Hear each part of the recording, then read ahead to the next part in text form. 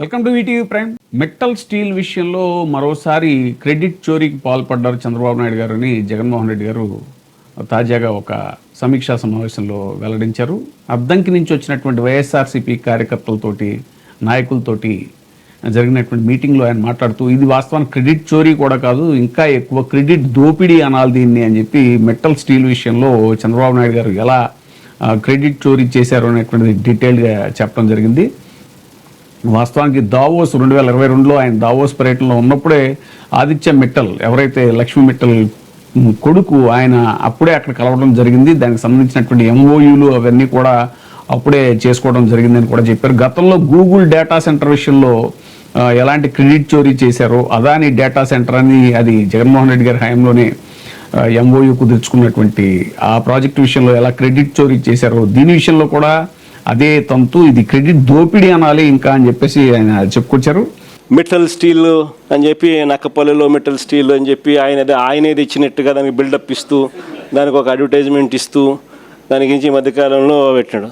అయ్యే Chandrababu Naidu credit చోరీకైనా credit దోపిడీకైనా ఒక హద్దు పొద్దు ఉండాలి. ఇదే మిట్టల్, ఇదే ఆదిత్య మిట్టల్ అనే ఇదే మిట్టల్ నేను డావోస్ 2022లో డావోస్ పోయినప్పుడు నన్ను కలిసినారు. వాళ్ళు అప్పట్లోనే గ్రీన్కో ప్రాజెక్టులో 4,800 కోట్ల రూపాయలు కర్నూలులో కడతా ఉన్న హైడ్రో పంప్ స్టోరేజ్ ప్రాజెక్టులో భాగం తీసుకొని గ్రీన్కోలో 4,800 కోట్ల రూపాయలు పెట్టుబడులు పెట్టడానికి ఆ రోజుట్లో డావోస్లో అప్పుడే నా సమక్షంలోనే అవగాహన కుదురుతుంది. ఇది కాక అప్పట్లోనే ఎస్ఆర్ స్టీల్ వీళ్ళు కొనుగోలు చేసి దాంట్లో ఎక్స్పాన్షన్ కూడా పోతూ 1,000 కోట్ల రూపాయలు పెట్టుబడి పెట్టేదానికి కూడా ఆ రోజే నా సమక్షంలోనే అది కూడా జరిగింది. వీళ్ళను కొత్త స్టీల్ ప్లాంట్ పెట్టడానికి అడుగులు ముందుకు వేయండి అని చెప్పి ఆహ్వానించింది నేను.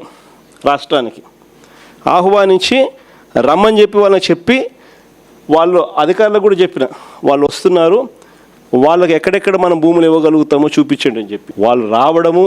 మన అధికారులు ఫస్ట్ కాకినాడ SCZలో భూములు చూపించినారు, తర్వాత మూలపేటలో, తర్వాత నక్కపల్లిలో మన హయాంలోనే వీళ్ళకి భూములు చూపించినారు. నక్కపల్లిలో వీళ్ళు ఎన్నికలకు మునిపే రావడము, నక్కపల్లిలో భూములు కూడా చూసుకోవడము, భూములు వాళ్ళకి నచ్చడము, అక్కడ ఆల్రెడీ అప్పటికే APIC భూములు మన దగ్గర ఉన్నాయి. ఆ భూముల్లో నుంచి వీళ్ళకి 2,200 ఎకరాలు మనం అప్పటికే సూత్రప్రాయంగా వీళ్ళకి ఇవ్వడం కూడా జరిగింది. ఈ లోపల ఎన్నికల కోడ్ వచ్చింది. ఇది జరిగింది.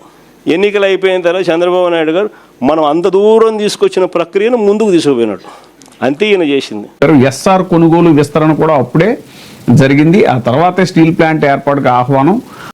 అదే నక్కపల్లిలో బల్క్ డ్రగ్ పార్క్ ప్రాజెక్టు మరి ఏమైంది, మరి దాని విషయంలో ఏమి చంద్రబాబు నాయుడు గారు మాట్లాడలేదు అనేటువంటి విషయాన్ని కూడా చెప్పారు. కావాలనే భూమి వివాదాన్ని సృష్టించి ఆ పనులు ఆపేశారని కూడా అన్నారు. ఇంకా బాబు ప్రభుత్వం ఈ 2 ఏళ్లలోనే 3.37 లక్షల కోట్లకు పైగా అప్పులు చేసింది అనేటువంటిది కూడా మళ్ళీ చెప్పారు. ఉన్న పథకాలన్నీ రద్దు చేసి సూపర్ 6 సూపర్ 7లో అంటూ పచ్చి మోసం చేశారు.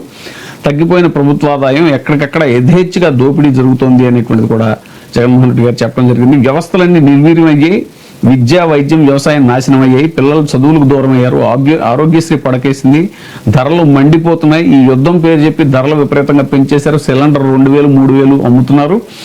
పప్పుల రేట్లు పెరిగిపోయి దాదాపుగా నూనె ప్యాకెట్ మీద ఒక్కొక్క ప్యాకెట్ మీద 50 రూపాయల పైన వసూలు చేస్తున్నారు అనేటువంటిది కూడా చెప్పారు. ఇది జగన్ 2.0లో కార్యకర్తలకు అధికమైనటువంటి ప్రాధాన్యత ఇవ్వడం జరుగుతుంది అనేటువంటిది కూడా ఈ సందర్భంగా ఆయన చెప్పడం జరిగింది. ఇంకా చంద్రబాబు పాలన వైఫల్యం గురించి కూడా మాట్లాడుతూ మాటలు కోటలు దాడుతున్నాయి, కానీ చేతలు మాత్రం ఏమాత్రం సంబంధం ఉండట్లేదు. ఒక జూమ్ కాల్తో మిట్టల్ కంపెనీ వచ్చినట్టుగా ప్రచారం చేసుకుంటున్నారు అనేటువంటిది కూడా ఇప్పుడు గుర్తు చేశారు. అసలు మిట్టల్ అనేవాడు చంద్రబాబు సుందర ముఖారవిందాన్ని చూసి వచ్చినట్టుగా బిల్డప్ ఇస్తున్నాడు. విశాఖలో అదాని డేటా సెంటర్ విషయంలో కూడా ఇదే క్రెడిట్ చోరీ మన హయాంలోనే వచ్చింది, అది కూడా ఈ సందర్భంగా గుర్తు చేశారు. మరో ఆశ్చర్యకరమైన విషయం ఏంటంటే అదే నక్కపల్లిలో 2023లో బల్క్ డ్రగ్ పార్క్ ని 13 రాష్ట్రాలతో పోటీ పడి తెచ్చాము. కేంద్రం 1,000 కోట్లు ఇవ్వడానికి కూడా సిద్ధమైంది, కానీ చంద్రబాబు వచ్చాక బల్క్ డ్రగ్ పార్క్ పనులు ఏమీ జరగలేదు, అడుగు కూడా ముందు పడలేదు. దానివల్ల లక్షల కోట్ల పెట్టుబడులు వస్తాయి, ఉద్యోగాలు వస్తాయి, అయినా కూడా భూముల పేరుతో వివాదాస్పదం చేశారు. దాంతో ఆ పనులు ఎక్కడికక్కడ నిలిచిపోయాయి. అలా కొన్ని ప్రాజెక్టులు ముందుకు జరగకుండా ఆపేశారు అనేటువంటిది కూడా చెప్పారు.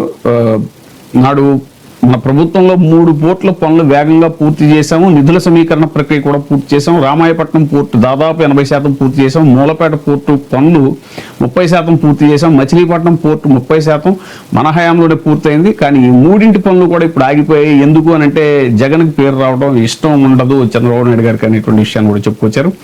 ఇప్పుడు ఆ చుట్టుపక్కల భూముల్ని చంద్రబాబు నాయుడు గారు తన వారితో కొనిపిస్తున్నారు. అప్పటి వరకు పోర్టుల పనులు ఆపేశారు. ఇప్పటికే భూములు ఇచ్చామని ఇంకా భూములు లేవని మచిలీపట్నం పోర్టు వద్ద అక్కడ రైతులు ఆవేదన చెందుతున్నారు. ఇలా ప్రతి అడుగులోనూ నాకేంటి అంటూ చంద్రబాబు దోచుకోవడమే పనిగా పెట్టుకున్నారు. ఆ దిశలోనే ఈ ప్రభుత్వం అడుగులు వేస్తుంది. ఇలాంటి వాతావరణంలో రేపు 2029 ఎన్నికలు జరగబోతున్నాయి అనేటువంటిది కూడా కార్యకర్తలకి ఆయన చెప్పడం జరిగింది. ఈ రోజు రాష్ట్రంలో పరిస్థితి ఏంటి అన్నటువంటిది నాకంటే మీరే బాగా చెప్పగలరు. ఎన్నికల ముందు చంద్రబాబు ఏం చెప్పారు, ఆ తర్వాత ఏం చేస్తున్నారు అన్నది అందరికీ తెలుసు. జగన్ ఇస్తున్నవన్నీ అలాగే అమలు చేయడమే కాకుండా సూపర్ 6, సూపర్ 7 కూడా ఇస్తానన్నాడు. మరి ఎన్నికలు అయిపోగానే చంద్రబాబు నాయుడు మేనిఫెస్టోని చెత్తబుట్టలో వేశారు అనేటువంటిది కూడా ఈ సందర్భంగా చెప్పారు. ఇప్పుడు 3 బడ్జెట్లు అయిపోయాయి. ఇంకా మిగిలిన కేవలం 2 బడ్జెట్లు మాత్రమే. కానీ ఏ పథకం అమలు చేయడం లేదు. జగన్ ఇచ్చినవన్నీ పోయాయి, అన్నీ ఎగ్గొట్టారు. చివరికి సూపర్ 6, సూపర్ 7 కూడా మోసాలయ్యాయి. బిర్యానీ కథ దేవుడెరుగు, ఉన్న పలావ్ కూడా పోయింది.